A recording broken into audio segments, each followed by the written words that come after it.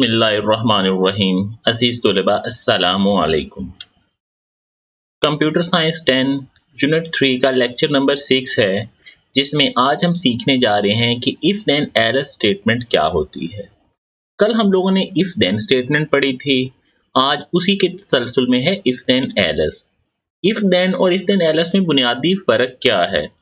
If then में if के बाद हमने एक कंडीशन लिखी, अगर वो दुरुस्त हुई तो देन के बाद वाला काम हुआ, वरना कुछ भी नहीं हुआ।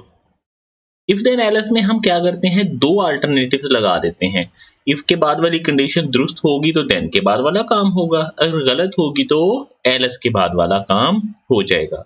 तो वही प्रोग्राम पास फेल वाला जो कल हमने बनाया उसकी तरह दोबारा से देखते हैं जी। तो ये मैंने GW बेसिक ओपन कर ली।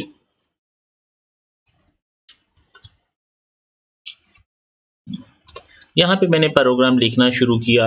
जैसे कि आप जानते हैं, ऑटो कमांड खुद ब खुद लाइन नंबर जनरेट करने के लिए सबसे पहली लाइन में मैंने लिखा input enter students marks comma m।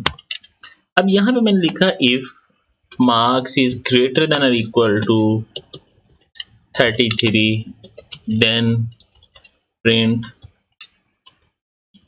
pass। if marks is less than 33 then print fail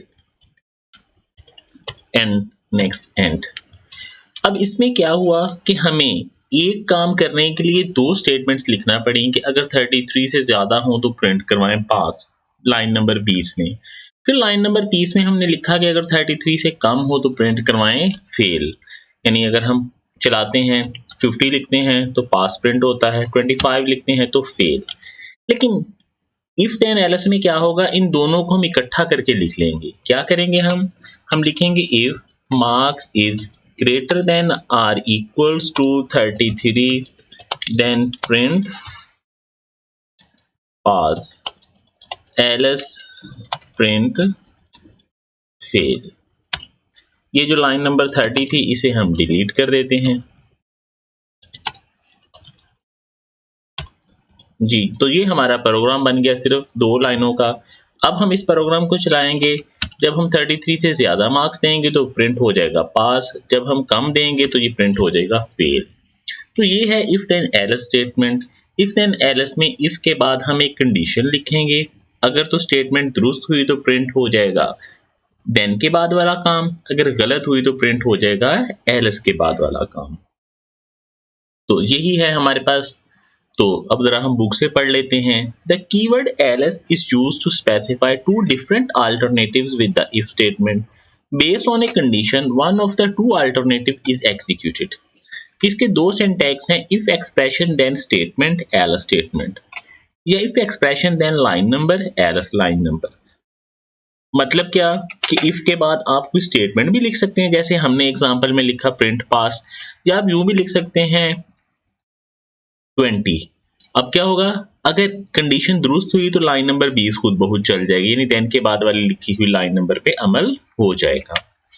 इसके बाद आपने ये फ्लो चार्ट बनाना है। फ्लो चार्ट में क्या बताया जा रहा है कि इफ एक्सप्रेशन आएगी, अगर ट्रू हुआ तो एक काम हो जाएगा, फॉल्स हुआ तो दूसरा हो जाएगा।